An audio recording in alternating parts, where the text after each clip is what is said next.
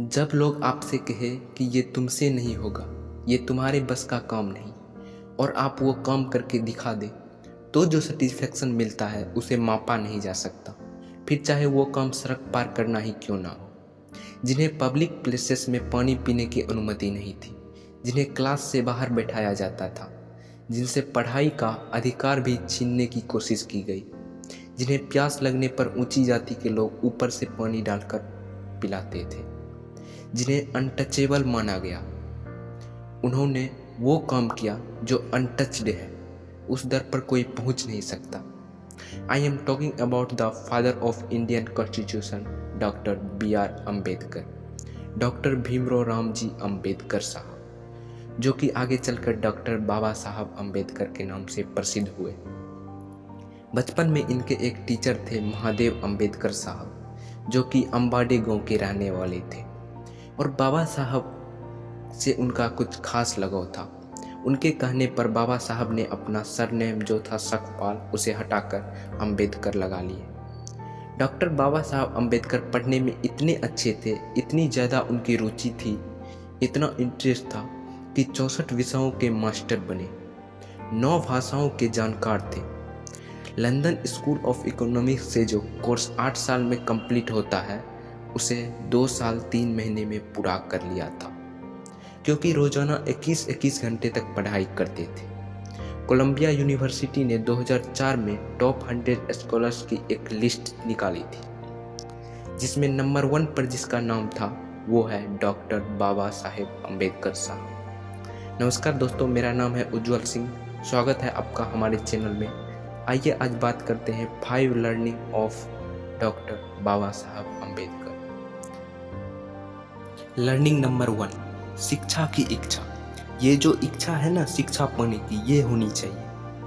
ये बात सबसे पहले आप सीखिएगा डॉक्टर B.R. अम्बेडकर साहब से। बाबा साहब अम्बेडकर जब कोलंबिया यूनिवर्सिटी में पढ़ने के लिए गए, तो वहाँ की जो लाइब्रेरी थी उसमें एक पियानो आता था, दरवाज़ा खोलता था। उससे भी पहले डॉक्टर बाबा साहब अम्बेडकर साहब वहाँ पहुँच जाते थे और सबसे आखिर में वहाँ से निकलते थे। वो कई बार तो पियानो से रिक्वेस्ट भी करते थे कि थोड़ा देर और टाइम दे दीजिए लाइब्रेरी में, थोड़ा देर और खोल दीजिए, थोड़ा और पढ़ लूँगा। 18-18 घंटे रोज़ाना पढ़ाई करते थे। इस कदर उन्हें पढ़ने की इच्छा थी, सीखने की इच्छा थी, उनके अंदर थी। एक बार तो पियानो ने यह कह भी दिया कि क्या तुम यहाँ आकर दिन भर पढ़ते रहते हो, दोस्तों के साथ मज़े नहीं करते? तो बाबा साहब ने कहा कि अगर मैं वहाँ मज़े करने लगा तो फिर उनका ख्याल कौन रखेगा। Doctor B.R. अम्बेडकर साहब का ये मानना था कि सक्सेस तक पहुँचने का सिर्फ एक ही रास्ता है, जिसे एजुकेशन कहते हैं। बाबा साहब की जो प्राइवेट लाइब्रेरी थी, राजगृह जिसका नाम था, उसमें 50,000 से ज़्यादा किताबें थी, और उस वक्त का वह दुनिया की सबसे बड़ी प्राइवेट लाइब्रेरी थी। तो सबसे पहली लर्निंग जो बाबा साहब अम्बेडकर साहब से मिलती है वो है कि पढ़ते रहिए, सीखते रहिए, क्योंकि सीखोगे तभी तो आप जीतोगे। यही बात मैं यहाँ कहता हूँ कि सीखोगे नहीं तो जीतोगे कैसे। लर्निंग नंबर 2, लाइफ में ऑलवेज बी कॉन्फिडेंट। कॉन्फिडेंस बहुत ज़रूरी है। कहते हैं ना, दुनिया में आप महंगे से महंगा कपड़ा पहन लीजिए, आप में कॉन्फिडेंस नहीं आएगा, लेकिन जिस दिन आपने कॉन्फिडेंस पहन लिया, उस दिन आपकी शर्ट चाहे जैसी दिख रही हो, आप अच्छा फील करेंगे, आप खुशी फील करेंगे। Doctor B.R. अम्बेडकर साहब की जो कमाल की बात थी बाबा साहब की, वो उनका कॉन्फिडेंस था। उस वक्त के जो सबसे महान नेता, यानी कि हमारे देश के सबसे महान नेता राष्ट्रपिता महात्मा गांधी जी, बापू की बातों से भी डिसएग्री कर जाते थे डॉक्टर बाबा साहेब अम्बेडकर साहब।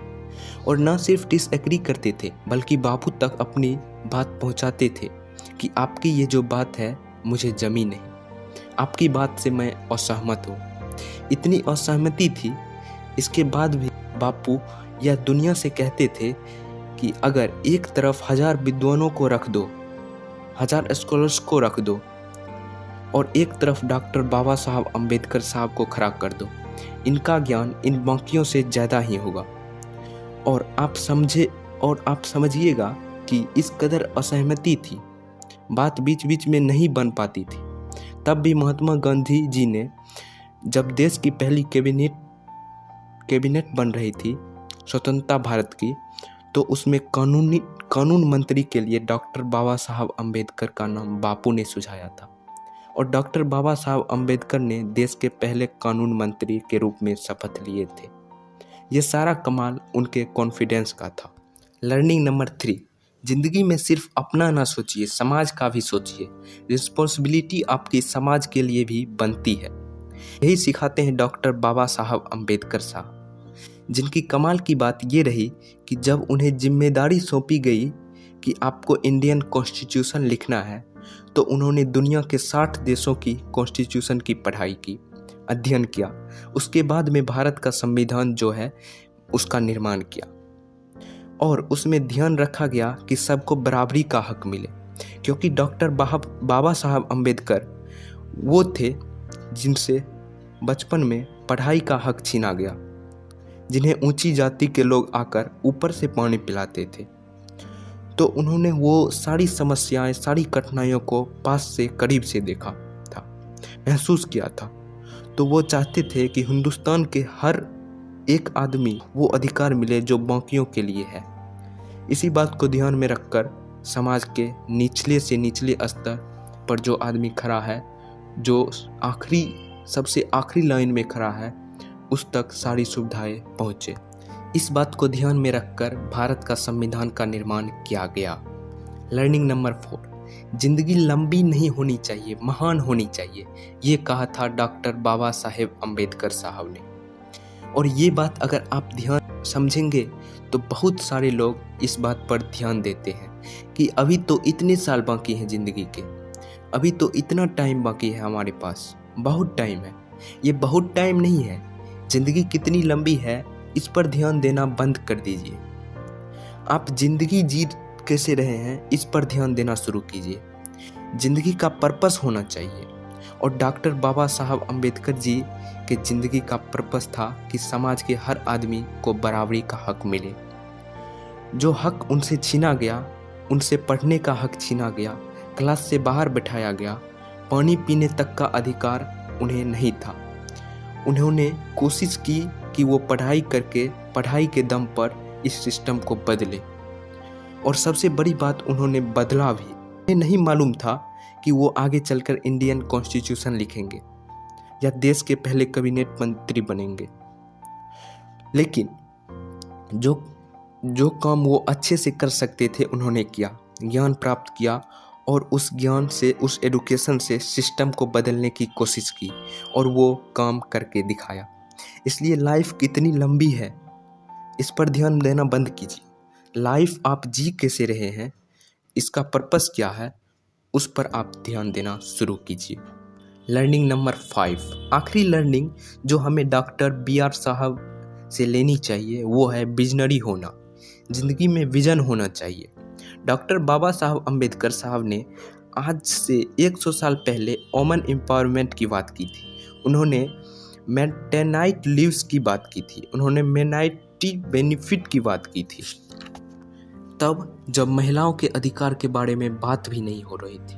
उन्होंने कहा था कि मजदूरों को 8 घंटे ही फैक्ट्री में काम करना चाहिए, वरना पहले 10-10, 12-12, 14-14 घंटे मजदूर काम कर रहे थे।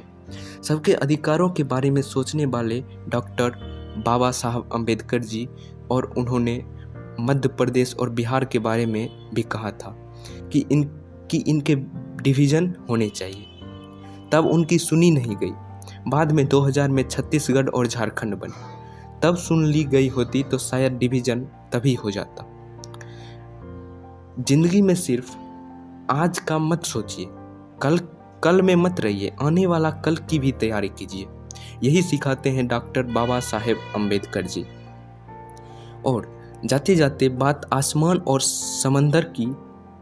डॉक्टर बाबा साहब अम्बेडकर ने कहा कि जिस तरीके से पानी की बूंदें समंदर में गिरकर समुंदर बन जाती है, वैसे इंसान के साथ नहीं होना चाहिए कि इंसान समाज में मिल गया तो समाज बन गया। इंसान को अपनी डेवलपमेंट के लिए काम करते रहना चाहिए। जाते जाते एक कमाल का फैक्ट आपने डॉक्टर बाबा साहब अम्बेडकर की जितनी भी पिक्चर देखी होगी उसमें उन्होंने ब्लू कलर का कोट पहना है, नीले रंग का। बाबा साहब नीले रंग का बहुत पसंद करते थे, नीले रंग के कपड़े को, क्योंकि नीले रंग आसमान का होता है और आसमान दुनिया के सभी के लिए समान होता है, इसलिए उन्हें नीला रंग बहुत पसंद था।